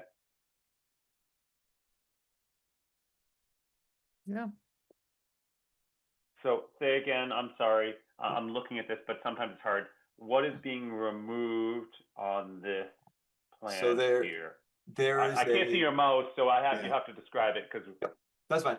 On the left of your left side, there is a in the front. There's a 12-inch dogwood, and then there is a 12-inch maple. I think a little further back, and then on the other side, in the right. No, keep it going. Yep, right in between there, right there, where it says cap set. It's yeah, right there. And then on the right side, there's a 12-inch dogwood and then a 24-inch maple in the pavement area. And you're keeping those. Those are being removed. The ones up front. Okay. There's Gotcha. a 30-inch red oak and a 40-inch red oak on that are street trees that are remaining. Gotcha. and then you're proposing to plant. What you're proposing to plant are the ones I don't know. You walk me through what you're proposing to plant. Yeah, sorry, that's fine. There's the one tree. I'm not the landscape architect, but the heritage river birch in the front, canopy tree on the front, and then six of the dark American arborvitaes for screening along the sides, and then there's another tree in the one of the golden glory cherry trees just in the landscape areas here, and then a number of shrubs and bushes. Okay. And Jacob, there is a chance that we are going to keep that dogwood, if possible, on the left-hand side. The one on the right-hand side is diseased and broken. Yeah, the one on the left is very healthy. At least it was last year when I walked by. Yeah, we're thinking about trying to keep that one. Good. Right. And you're removing the asphalt driveway and adding the cobblestone driveway? Yes. Yeah. Correct. Yeah, it's a good looking building. It is. Definitely an upgrade from what you have now. I don't think Not difficult. move in the right direction. Yeah, my concern for the trees says nothing about the fact that I also agree this is an upgrade. I just have, we've seen that the number of canopy trees has been reduced year after year in town. So it's one of those things that we try to keep an eye on because it takes a long time to get a tree. You can't plant a 24-inch tree or whatever the one in the front here that you're cutting down. That 30 years plus.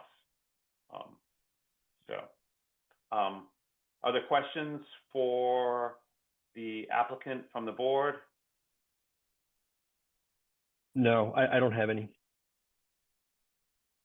Ostensibly, this is a special permit because the lot is non-conforming, but this is another one of the situations that we might deal with at some point, although that probably will always be a special permit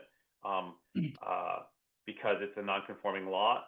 However, it is meeting all setbacks and height restrictions.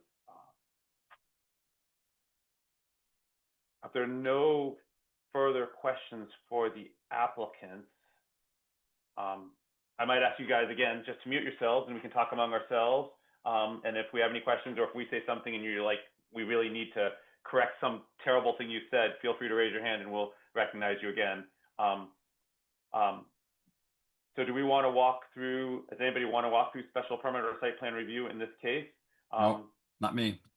I think we've hit all of the high points. Yeah, I'm okay. I don't see any historical or character issues that the house is a nice design, and it seems like we've hit upon all the site plan review criteria that were presented by Taylor in the last house. So I'm okay. Yeah, these are all, I think, virtually every house back in this stretch of High Street was built within the last 20 years. Most of them within the last 10. So this is a nice looking house. Yeah, oh, it's very nice. I like it. Yeah. Really good Yeah, job. for being new construction, the stone wall, the Yep. cobblestone driveway, I think they're very thoughtful features for kind of keeping a historic context in a new building. They're doing what they can with the open space. Yeah, that's My good. my request would be, wait for it, planting at least 1 or 2 canopy trees on the lot. That'd be up for the ZBA to make that decision, but that would be a recommendation I would want, because there's some significant trees are coming down, and I appreciate that the street trees aren't coming down, not that they could easily come down. They are owned by the town. But that would be, other than that, I think this is an upgrade, and I think I'd support that as well. I'd support the tree, what I call investment trees. So, you know, some of these houses have in Winchester have these beeches that are just incredible, and it's a small tree when it starts out, but it's an investment tree. It's an investment in the future. So I consider planting a beech in a prominent spot in the front. There's no, I'm sorry, the retaining wall doesn't, there's no grade change. They're not scooping out the back. That's just a retaining wall that's kind of replaced. Like, what's the Do you role? want to elevate back Jacob to Do you respond to that? mind? Am I the only one that No, can't, go that ahead. didn't catch that? Go ahead. Yeah, Go so ahead. it's just it's a freestanding natural stone wall Okay. there. It is now? It's not there now. It's Okay. it's proposed. And that's, so when you say concrete block retaining wall No, or natural stone, so it'll be a natural stone retaining wall, but you're not changing the grade behind it. You're just sort of holding it because you're above a wetland. in the rear, that's going to be that'll be holding a little bit, about 2 feet of the grade back, Okay. so we don't grade into the wetland. Okay, great. Great. Okay, that was my only lingering. Yeah. Thank you. So if somebody would like to make a motion, I would encourage it to include encouraging the planting of canopy trees in addition to what they proposed, but that would be up to the ZBA to make that decision in the end, not us. I will move for favorable, easy for you to say, action. That's because this does not impact negatively on the neighborhood. We would also encourage the planting of native canopy trees on the site. I will clearly and enthusiastically second that. Without mumbling. Roll call. Nick? Aye. Carrie? Aye. Jack? Aye. Chair votes aye. The vote is unanimous, 4-0. Thank you, gentlemen, for coming tonight. Thank you for the presentation, and good luck with this project as you move it on. Look forward to seeing it done. All right, thank you, planning board. Appreciate it. Thank you both. Bye-bye. Thank you. So with that, we will circle Brian, back. can I take a second to put some food for thought for you? Absolutely. So you mentioned it, Brian, but I just want to kind of put say it in a more deliberate way, because we are about to go into a site plan review. This went into, or site plan and special permit. This went into special permit because the lot width, it's a otherwise conforming building, but the lot width is less than 120 feet. Now, keep in mind that the lot width requirement here is 120 feet, but the frontage requirement is 100 feet.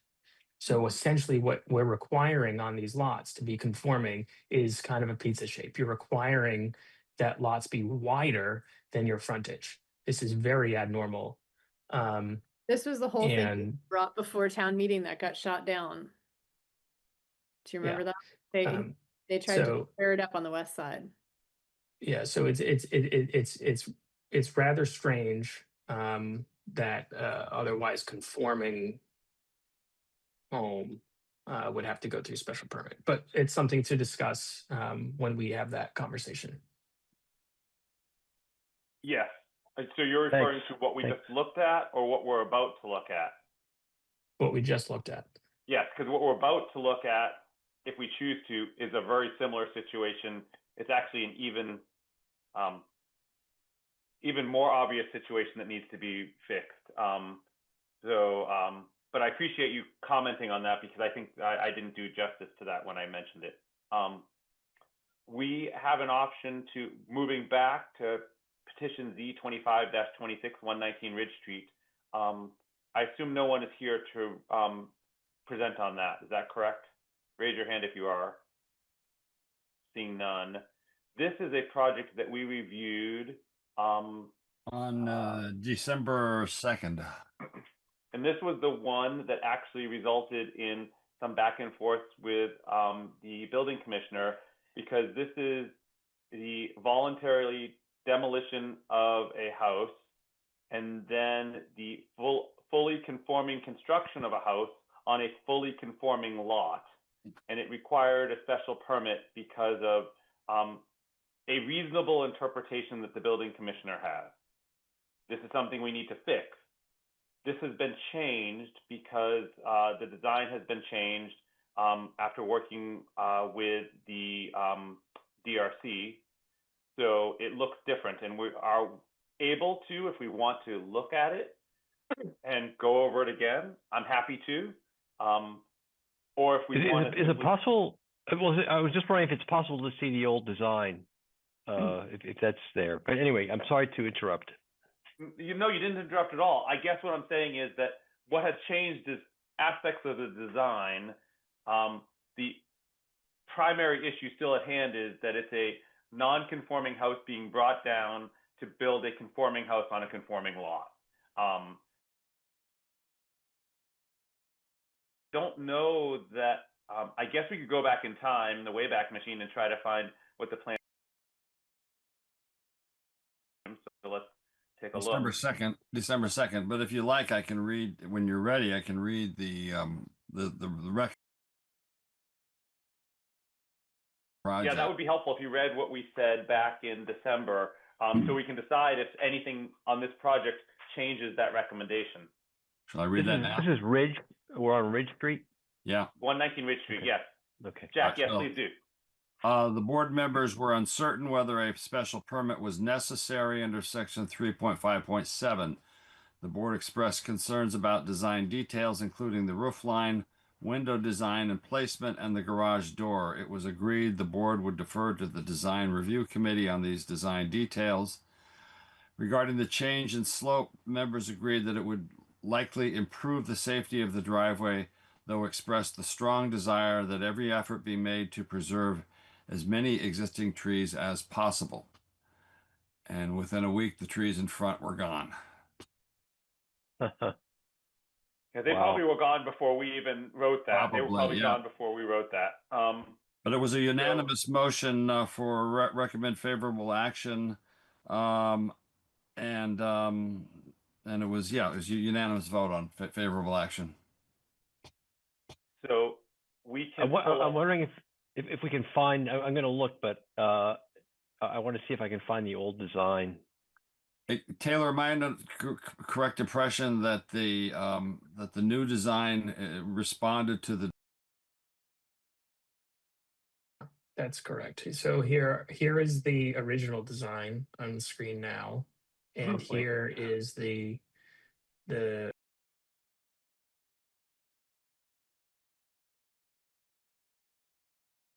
Go back. I don't see any difference. This is the original design.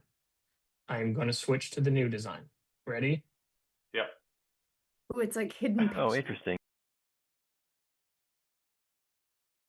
Go back. It's like one of those eyeglasses tests.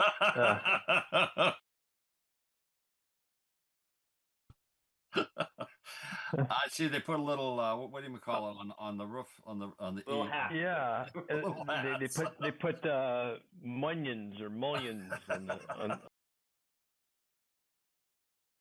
The committee's happy with this. I'm happy.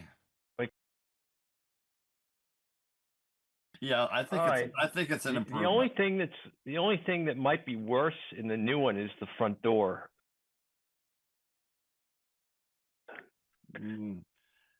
About the same.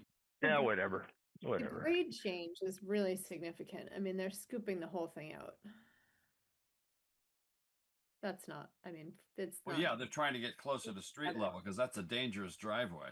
Yeah, But not in a different way, not in a different way than when we reviewed it in December. I don't I believe know. the grade change has changed. No. I Has know, we just went changed. so far down the rabbit hole about whether or not we should even be seeing this. I think we gave the grade change kind of a cursory discussion, but it's a huge grade. I mean, it's sort of like what I always gripe about on that side of town is like you can do whatever you want with your house, but the topography of the town is the topography of the town. And if we start scooping properties out and propping everything up with retaining walls, I think at some point that's concerning. I'm just saying my piece. I'm No, not. you should. And I'd like I to don't- include in the recommendation, the only thing I see is that I have no idea why they took away the kind of the stucco arch door, and I would recommend to the ZBA, at least in my opinion, that they reinstate that. Other than that, the new design looks, I think is, I guess in the opinion of the DRC is better, and maybe it is. I'm fine. I was fine before. I'm fine now. I don't know that I'm I think discriminate. I'm able to discriminate between the different archway doors. If the DRC likes it, then I'm fine with it. Yep, yeah, previous decision to this decision, I don't think the changes are significant enough for us to need. Yeah. Okay. So does this need a motion? Do we want to make a motion reaffirming our previous decision, which just said trust the DRC, or do we want to do absolutely nothing?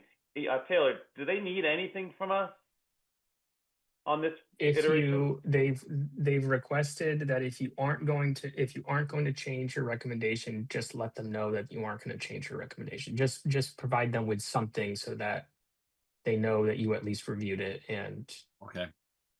So a motion to reiterate our previous, just in the send them a letter thing, we reiterate our previous recommendation. Okay.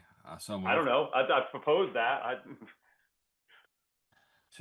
let me see, to reiterate our previous recommendation. I move that the planning board reiterates its previous recommendation for favorable action. That sounds like it works. Is there a second? Is there a second? I will second that. Okay. The only thing I would ask is that if you do a write-up, that you just attach, have a 2-page document. One page is says what we're just voting now, and the second page is the previous recommendation. That way, they don't have to search in here for both of them when they're considering it. Yep. Well, I'll do that. Thank you, Jack. You're going to miss this, aren't you? Doing all the write-up. You're good at it. You're really. You can't be chair and clerk, can you? No, I think you'll be clerk next. I liked being clerk. It was fun actually. Yeah. So a roll call. Jack. You have to pay attention. Aye. Yeah, do you have Carrie? Aye. Nick? Aye. Chair votes aye. The vote is unanimous 4-0. And that brings us back around. I just wanted to confirm. I just wanted you to state for the record, Taylor, that you received notice that we've been asked to postpone our discussion on our deliberation on Z26-4, which is 540 Washington Street, just so that we have it recorded that is confirmed.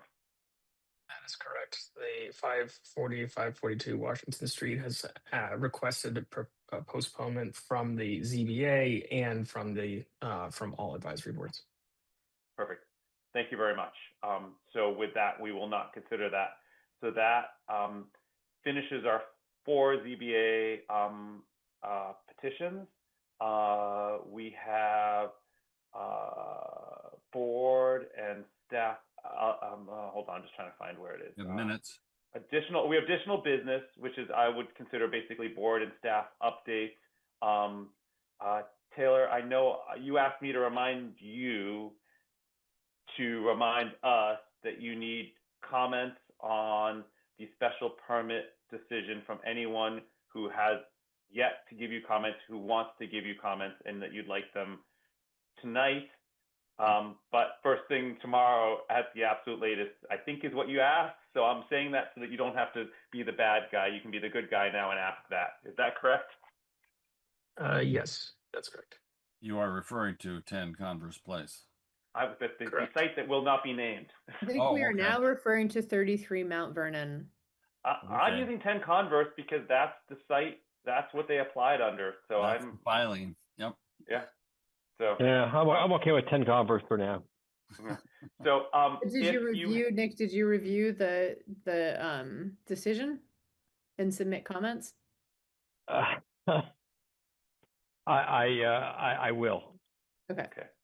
I would ask if you can, again, for Taylor, so that I can be the bad cop and he can be the good cop, if you could do it as soon as possible, because we want to get that submission to the attorneys to review. The attorneys then need to turn it back around to us to review the changes, and we'd like to ideally sign it and have it start its 20-day period in the town clerk's office this week. So No, I'll get to that right away. Perfect. Thank you. Are there other updates from the board? And then I'll see if there's updates from the staff. Any updates from the board? Nope. Oh, we do have the trivia bee tomorrow, so I will update you that we still don't have any costume ideas.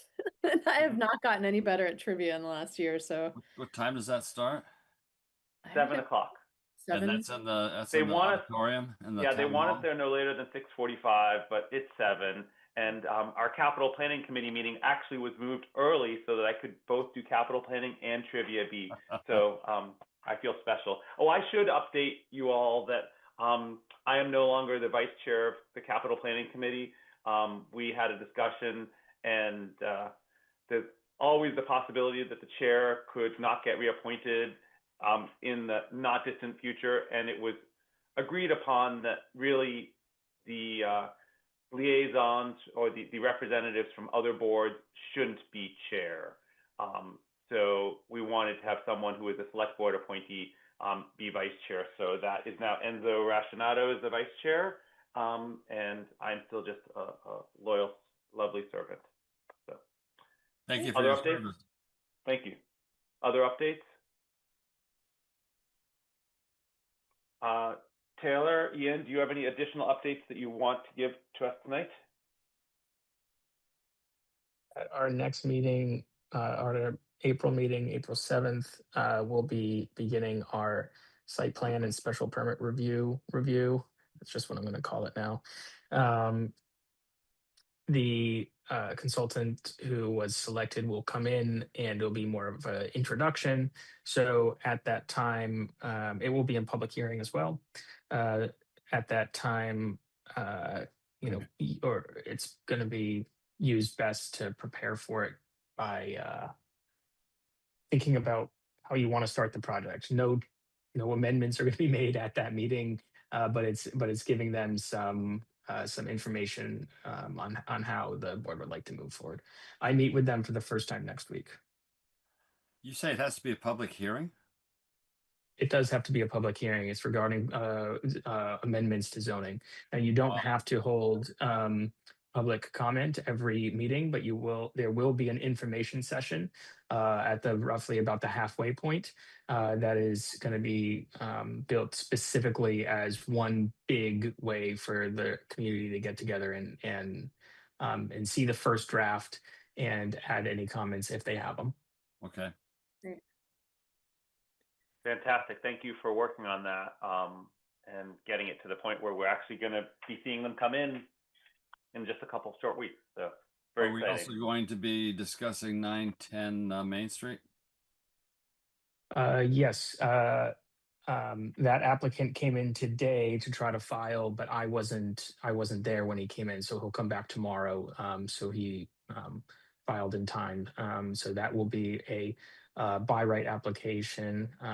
We believe it's a by right application. I will have to review it first, but a by right application for 910 Main Street, and that will be done, heard on April 7th.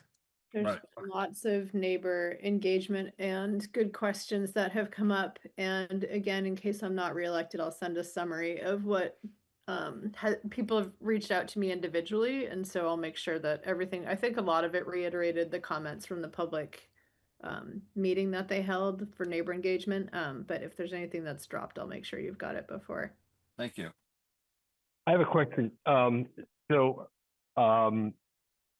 know we talked about process and kind of speeding it up, and I'm wondering if there's any way that the design can get in front of DRC before the next meeting, or if there could be a volunteer that could look at the design either from DRC or on behalf of them, so that we can kind of have an idea and get that end of it in our comfort zone.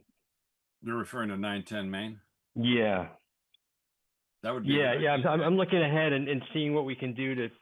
Yep, I agree with you. Kind of move things more quickly. Yeah. I like that. You might find it encouraging to know that Heather Von Meering hopped on that meeting and weighed in a little bit on a couple of points of design. For example, the doorway is currently designed to be cantilevered over the entranceway, which doesn't need a more traditional support beam. So she weighed in on a couple of design elements. I thought you might appreciate knowing that she had been there and made some comments. Okay. And that ball got rolling from a neighbor. So is there something that Taylor could send to us or to me or to whoever wants to look at it? You sent us the link to the meeting with the neighbor. The recording. There was a meeting with the neighbors. That's mostly the Q&A. Yeah. There was just a Q&A with the neighbors, but I think it's helpful to watch. I mean, there's certain things stood out from their questions, but to me, not to discuss now necessarily, but it's worth watching. And then as soon as we get the packet submitted to us, I can, or depending on when it comes, Jack can have it submitted to the members of the board so they can review it, not just in the packet the Friday before the meeting, but in advance if possible. So does no one have? Are there no elevations that any of us have? Not been submitted. Not been submitted to our department, so we do. Tomorrow. I mean, yeah. But does Taylor have them? I mean, what do you mean Not submitted? Yet. Tomorrow. No, okay. No, they haven't submitted anything yet. So once they submit, whenever we get that package, we're required to send it to design review and historical within 10 days. And then if they want to put it on their agendas, or I know historical has a meeting on the 23rd and design review has a meeting on the first week of April as well. If they want to put it on those meetings, they're welcome to discuss it then.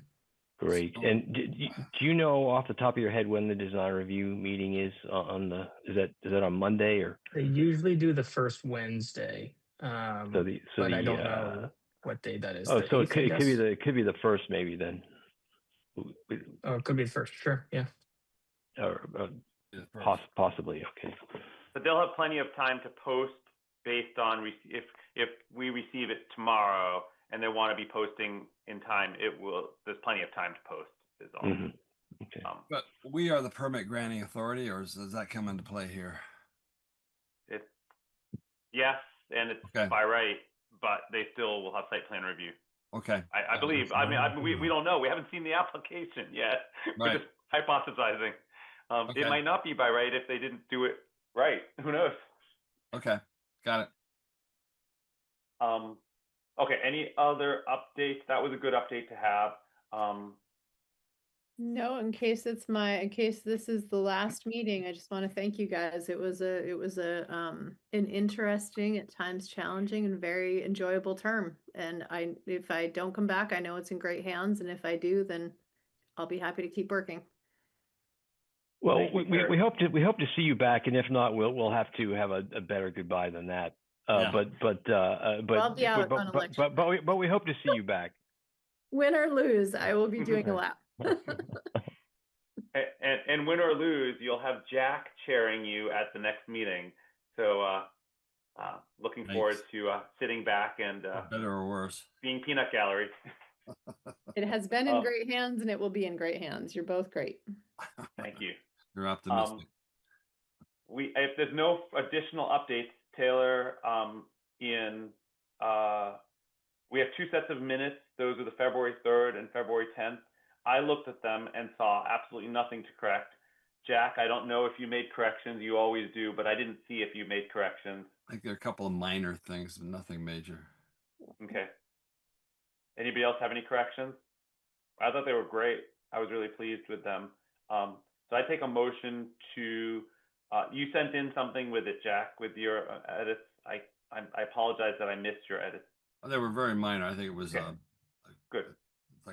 It was minor, So but we so just say motion- we A approve motion them to approve as amended by Jack. Yeah, yeah, that's cool. So moved. Second, Roll call vote. Nick, Aye. Carrie, Aye.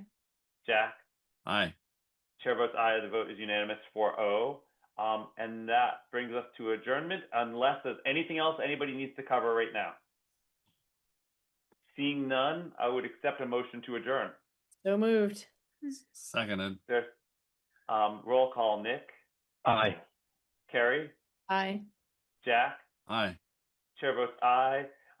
Thank you all. Thank you, WinCam. Thank you, Taylor. Thank you, Ian.